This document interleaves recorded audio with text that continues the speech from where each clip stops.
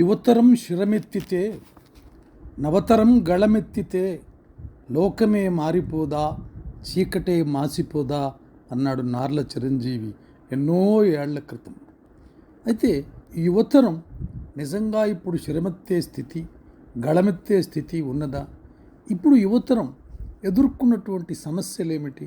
ప్రాథమికంగా ఆ జీవన గమనంలో ఎటువైపు వీరు పయనిస్తున్నారు, అసలు వీళ్ళకి ఏ తీరం వైపు వెళ్ళాలో, ఎటు చేరాలో అనేటటువంటి ఒక ముఖ్యమైనటువంటి ఒక భావన ఉన్నదా లేదా అనేటటువంటిది మనం చాలా తీక్షణంగా పరిశీలించినట్టయితే చాలా వరకు ఎక్కడ లోపాలు ఉన్నాయనేటటువంటి కొన్నింటినైనా మనం ఒక క్రమ పద్ధతిలో మనం తీసుకురాగలుగుతాం. అభ్యుదయ భావజాలానికి, ప్రగతిశీల అధ్యయనానికి, ఆలోచనకి, విశ్లేషణకి, సమకాలీన సమాజంలో ఉన్నటువంటి వైరుధ్యాలను విశ్లేషించేటటువంటి శక్తికి చాలా దూరమైపోతుంది యువత. అంటే అసలు ఎవరు ఆలోచించేవాళ్ళే లేరా, మొత్తం యువతంతా ఇలానే ఉందా అంటే చాలా వరకు ఎక్కువ మంది యువత ఇదే పయనంలో ఉన్నారు. అయితే ఈ ప్రపంచీకరణ జరుగుతున్నటువంటి వేగం, అది తీసుకొచ్చినటువంటి విష సంస్కృతి చాలా చాలా వేగంగా పరిగెడుతునేటప్పుడు ఇప్పటి సమకాలీన సమాజాన్ని విశ్లేషించాలంటే జిజ్ఞాస, సమకాలీన సమాజంపై ఒక తాత్విక అవగాహన, ఏ విధమైనటువంటి వైరుధ్యాలను ఈ ప్రపంచీకరణ తెచ్చిచ్చింది, ఈ నిరాశ, నిస్పృహ, వీటిని ఎందుకు యువత పైన ఎక్కువ ప్రభావం పడుతున్నాయి అనేటటువంటిది చాలా వరకు మనం ఆలోచించవలసినటువంటి అవసరం ఉంది. అయితే అసమానతల వాతావరణం చాలా ప్రభావితం చేస్తుంది మానసికంగా యువతని. ఒకే వర్గంలో ఒకే పంథాలో వచ్చినటువంటి వాళ్ళు ఒకరు చాలా ఉత్తమమైనటువంటి స్థితికి చేరగలుగుతున్నారు, వేరొకరు మామూలు స్థాయికి కూడా చేరలేకపోతున్నారు. ఇది కేవలం అసమానతల వాతావరణం వల్ల, ఈ అసమానతలు సృష్టించినటువంటి దానివల్ల నిరాశ, నిస్పృహ, నిస్త్రింశాలలో యువత నలిగిపోతున్నది. అయితే ఈ నలిగిపోతున్నటువంటి సమయంలో మనం మొత్తం బాధ్యతను అంతటినీ యువత మీదే మనం నెట్టలేము. ఎందుకంటే సమాజం కూడా వాళ్ళని చైతన్యపరిచి వాళ్ళను ఒక వైతాళిక మార్గానికి నడిపించేటటువంటి పాత్రని సమాజం పోషించాలి. విశేషించి మేధావులు, ఆలోచనాపరులు, తత్వచింతనాపరులు దీనిపై దృష్టి సరిపి ఒక గొప్పదైనటువంటి మార్గాన్ని వాళ్ళకి చేరవేసేటటువంటి బాధ్యత సమాజంపై ఉన్నది. అయితే అభిరుచి కావాలి, గమ్యం తెలియాలి, భావదారిద్ర్యాన్ని దగ్గరకు రానివ్వకుండా చూడాలి. ఇవి కొన్ని సాధనాలుగా మనకు కనిపిస్తాయి. కానీ ఆ సాధనాలను ఇప్పటి యువతకి చేర్చటం చాలా కష్టమైనటువంటి పని. ఎందుకంటే వారాంతపు ఇంద్రియానుభూతుల ఆ స్వర్గమునకు తప్పించేటటువంటి ఒక మాయా ప్రపంచంలో తులతూగుతున్నటువంటి ఈ యువతకి మనం ఆలపించేటటువంటి ఈ సంగీతం హృదయతంత్రుల్లోకి, వాళ్ళ అంతర్సంగీతానికి చేరుతుందా లేదా అనేటటువంటిది ఒక డౌట్ ఉంది. అది ప్రశ్నే. కానీ మనం ఎప్పుడు మార్పు జరగదు, అసలు మార్పుకి అతీతమైపోయింది అనేటటువంటి ఆలోచన కూడా మంచిది కాదు. ప్రతి సమాజంలోనూ కొంత స్టేటస్ కో వస్తుంది, మళ్ళీ మార్పు వస్తుంది, మళ్ళీ వైతాళికులు వస్తారు, మనస్సు కోసం తపిస్తారు, సమాజాన్ని నడిపిస్తారు, ఇంకొక కొత్త సామాజిక తత్వవేత్తలు వస్తారు.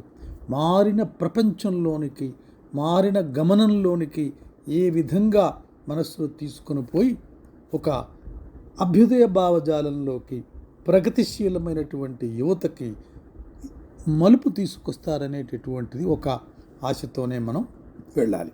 అయితే ఈ మార్పు గురించి మనం చర్చిద్దాం. చాలా వరకు పెసిమిస్టులు ఏమంటారంటే, నేటి స్థితిగతుల్ని గమనించే వారికి మనం ముందుకు వెళుతున్నామా వెనక్కు వెళుతున్నామా అనే సందేహం కలగడం సహజం.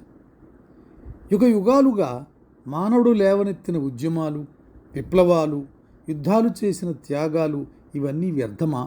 కావు, ఎప్పటికీ కానేరవు. ప్రపంచ స్థితిగతుల్లో మంచి మార్పులు రానే రావా అనే సంశయం కూడా మనస్సులో కలుగుతుంది. కానీ అది నిజం కాదు. ఎందుకంటే తప్పకుండా మార్పు వస్తుంది. అయితే మార్పుకి కెటలిస్ట్, మార్పుని తీసుకొచ్చేటటువంటి ఆ చేతనా శక్తులు, ఆ డ్రైవింగ్ ఫోర్సెస్ను సృష్టించవలసినటువంటి బాధ్యత సమాజం మీద చాలా గురుతరమైనటువంటి బాధ్యత ఉంది. అయితే ప్రపంచ స్థితిగతుల్లో మంచి మార్పులు వచ్చి తీరుతాయి. అందరి మనస్సులోనూ కలుగుతూనే ఉంది. పరిస్థితులు విషమిస్తున్నాయని, ప్రపంచం మారటం, యువత మారటం అసంభవమని కూడా అనిపిస్తుంటుంది. కానీ ఇదంతా మనం స్థూల దృష్టితో చేసే అంచనా మాత్రమే. కానీ పరిణామక్రమాన్ని మనం సూక్ష్మ దృష్టితో పరిశీలిస్తే మన అంచనా తప్పని తేలుతుంది. ఎందుకంటే పరిణామం అనేది మహాద్భుతమైన అనివార్యమైన చర్య. ఈ చర్య సృష్టి చలన సూత్రాలకు వర్తించే సహజమైన అతి వాస్తవికమైన ప్రాథమిక లక్షణం. ప్రపంచం నాటి నుండి నేటి వరకు ముందుకు సాగుతూనే ఉంది కదా. మనం అంగీకరించి తీరాల్సిన వాస్తవం అది. క్షణక్షణం ప్రపంచం పరిణామం పొందుతూ పురోగమిస్తూనే ఉంటుంది. ఈ పరిణామంలో భాగమైన యువతకు కూడా ఇది వర్తిస్తుంది. యువత దీనికి అతీతం కాదు కదా. నాటి మానవుడు నేడు లేడు, నేటి మానవుడు రేపు ఉండడు. అయితే మానవ స్వభావంలో గల అనేక వైరుధ్యాల్ని చూసి మనం కలవరపడిపోయి యువత మారదు అనే నిర్ణయానికి రావటం అది అవాస్తవికమవుతుంది.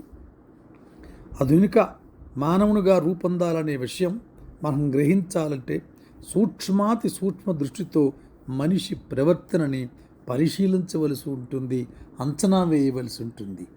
ఏ శక్తులు యువతను ఒక భిన్నమైనటువంటి మార్గంలో సమకాలీన సమాజానికి దూరంగా నెడుతున్నాయి, ఏ ప్రతీప శక్తులు, ఏ ఇంద్రియానుభూతులపైన కోరికలు, అదే జీవితం, వేరే గమ్యం లేదు అనేటటువంటి ఒక తాత్వికతను ఎవరు తీసుకొచ్చారు?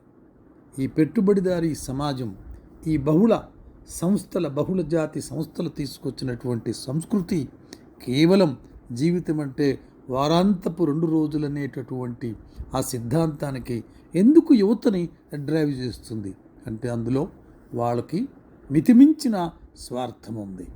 ఏ బహుళజాతి సంస్థ కూడా తనకొచ్చేటటువంటి ధనంలో నుంచి తీసి యువతకి అత్యాధునికమైనటువంటి అత్యంత వైభవోపేతమైనటువంటి వేతనాలను ఇవ్వరు. అంత వేతనం ఇస్తున్నారంటే యువతలో ఉన్నటువంటి స్కిల్స్, ఆ శక్తిని దాన్ని దోపిడీ చేసి మాత్రమే ఇస్తారు. ఈ వాస్తవాన్ని గ్రహించగలిగినటువంటి స్థితిలో యువత ఉన్నదా?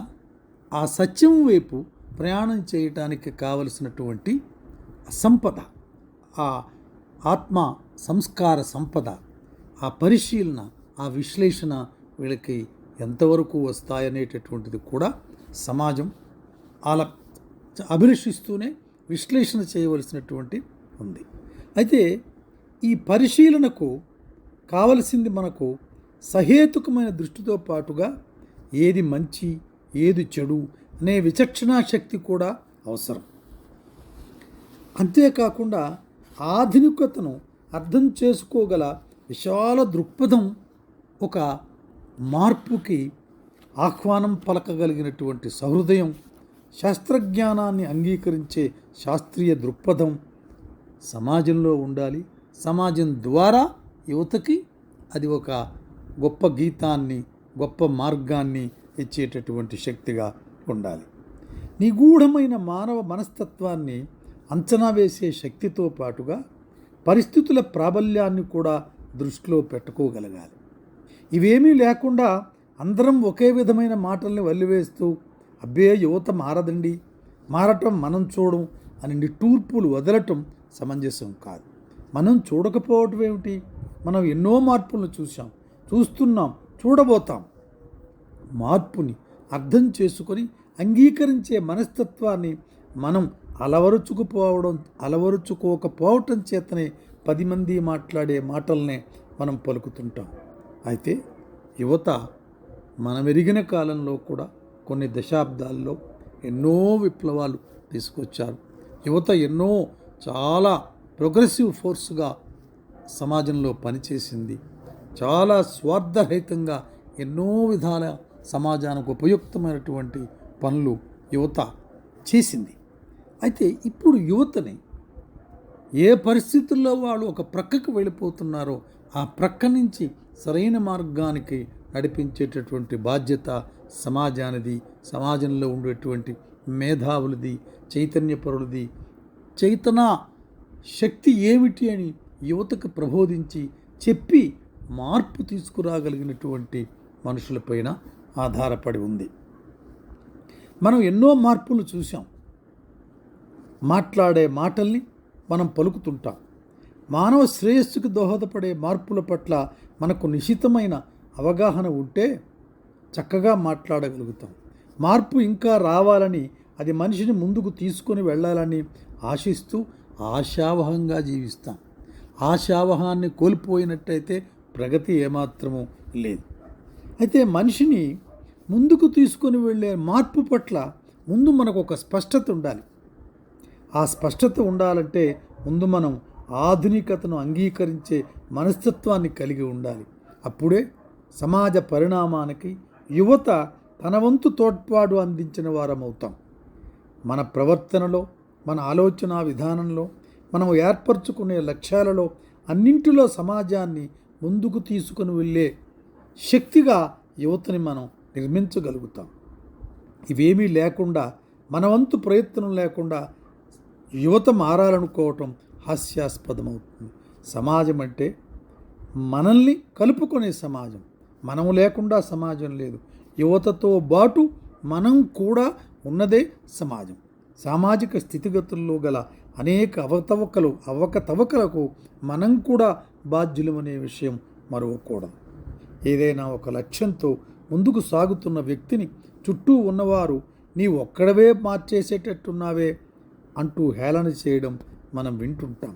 కానీ అలా హేళన చేసేవారే అభివృద్ధి నిరోధకులుగా గుర్తించి వారి మాటలను లెక్క చేయకుండా ముందుకు సాగడమే యువత చేయవలసినటువంటి పని. ఒక వ్యక్తి తనకుగా ఎన్నుకున్న లక్ష్యమే 10 మందికి మార్గదర్శకమై సమాజాన్ని పురోగమింపజేస్తుందనే సత్యం మనందరికీ తెలిసిందే. ఈ సత్యమే ప్రపంచాన్ని ఇంత ముందుకు తీసుకురాగలిగింది. మార్గదర్శకులు చరిత్రలో ఎప్పుడూ కొద్దిమందే ఉంటారు. వారే ప్రజాపద నిర్దేశకులు. వారి నిర్దేశక ఫలితాలు చాలా కొద్దిమంది మాత్రమే అయ్యుండొచ్చు. ఆ కొద్ది ఫలితాలే ప్రజాజీవనంలో అంతర్లీనంగా మిళితమై ప్రజల్ని ముందుకు నడుపుతుంటాయి. ఈ ముందుకు నడపడం అనే చర్య మన స్థూల దృష్టికి అందకపోగా అసలు ఏమీ ఫలితాలు సాధించినట్లే కనిపించటం కూడా సహజం. అయితే సూక్ష్మ దృష్టితో మనం ముందు తరాల్ని తరిచి చూస్తూ ప్రస్తుత తరంతో పోల్చి చూస్తే తేడా స్పష్టంగా మనకి కనిపిస్తుంది. మార్పు అనేది ఒక్కనాటితో సంభవించేది కాదు. కొన్ని రకాల మార్పులు త్వరితగతిన సంభవిస్తే మరికొన్ని మార్పులకు దశాబ్దాల కాలం పట్టవచ్చు. అయినా కానీ మార్పు అనివార్యమైనదే. నివారించాలని చూచే ఛాందసులు కాలగతిలో కలిసిపోక తప్పదు. తన ఒక్కడితో మాత్రమే ప్రపంచం మారుతుందని, మార్చేస్తానని తలచేవాడు కేవలం అజ్ఞాని. చరిత్ర ఇటువంటి అజ్ఞానులకు కూడా పాఠాలు చెబుతూనే ఉంది. ప్రపంచాన్ని మార్చాలని తమ జీవితాన్ని ధారపోసిన మహానుభావులంతా వారి జీవితకాలంలో సాధించింది చాలా స్వల్పం. సాధించవలసింది ఎప్పుడూ ఎంతో ఉంటుంది. వారి కర్తవ్యాన్ని వారు పాటించారు. అంటే మనం వారిని ఆదర్శంగా తీసుకొని ప్రపంచం మరింత ముందుకు సాగేందుకై మన వంతు కృషి మనం చేయక తప్పదు. సమాజంలో భాగంగా యువశక్తికి ఆదర్శంగా నిలిచి వారిని మంచి పదంలో నడిపించవలసినటువంటి బాధ్యత సమాజానికి ఎంతో ఉంది. ఆనాటి సాంఘిక దురాచారాలు అనేవి ఈనాడు మచ్చుకైనా లేవు కదా. ఎక్కడో దేశం మారుమూలల్లో అవి తిరిగి తలెత్తితే పనిగట్టుకొని వాటిని సంఘ సంస్కర్తల కృషి వ్యర్థమైపోవడం చెప్పడం వాపోవడం సబబు కాదు. తరతరాల ఛాందసత్వం మనిషి రక్తంలో ఇంకా జీర్ణించుకునే ఉంది. అది ఇంకా పూర్తిగా నిర్మూలింపబడలేదు. దీని ఉదాహరణగా ఎన్నో ఘటనలు మనం వివరించవచ్చు. అయితే ఆఖరుగా వైజ్ఞానిక సత్యాలను కాదనే వారిని మనం ఆధునిక ఛాందస్సులను చెప్పవచ్చు. ఎవరంటే వీరు మార్పు రాదని, యువతకేమీ తెలియదని, యువత ఇలాగే ఉండిపోతుందని, యువత పాడైపోయిందని కోకొల్లగా మాట్లాడే వాళ్ళు ఈ యువతని నడిపించి యువతకి ఒక నవ్య పంధాన్ని చూపించేటటువంటి వైభవానికి పనికిరారు. అందువల్ల ఛాందస్సులను ప్రక్కన పెట్టి వైజ్ఞానిక ప్రగతిని ఒక పీఠికగా తీసుకొని, పునాదిగా తీసుకొని, కొత్త సత్యాల ముందుకు యువతని సాగనంపుతూనే, యువతకి గైడెన్స్ ఇస్తూనే, యువతకి అనివార్యమైనప్పుడు మనం చేయి కలిపి వారితో సహకరించినప్పుడు మాత్రమే యువత తప్పకుండా అభివృద్ధి చెందుతుంది, మంచి మార్గంలో జీవిత పంధాలు నడుస్తుంది. అది ఆశ మాత్రమే కాదు, ఆచరణపూర్వకమైనటువంటిది, ఆచరణ యోగ్యమైనటువంటిది. అందువల్ల మనం అది చేయకపోతే సాధకులం కాలేం. మనం సమాజంలో మన బాధ్యతని నిర్వర్తించబడినటువంటి వ్యక్తులం కూడా కాలేం. మన కోరిక సామాజికంగా, స్వాప్నికంగా సౌజన్య గీతాన్ని తీసుకురావాలి. యువత శిరమెత్తాలి. యువత శిరమెత్తితే, నవతరం గళమెత్తితే చీకటి మారిపోదా, లోకం మారిపోదా, చీకటి మాసిపోదా అనే ఒక చక్కని మాటకి మనం కట్టుబడి సర్వ సంస్కృతులు ఒకటిగా పల్లవించి సత్య సౌందర్య సౌజన్య గీతాన్ని ఆలపించే వైతాళిక మహస్సు కొరకు మనం మన వంతు సహకారాన్ని అందించి యువతతో కలిసి యువతని భావితరాల్లో గొప్ప శక్తిగా, అభ్యుదయ శక్తిగా, ప్రగతిపూర్వకమైనటువంటి ప్రగతిశీలమైనటువంటి శక్తిగా మలచగలం. మనం మలిచి తీరుస్తామనే ముందుకు సాగుదాం. Thank you.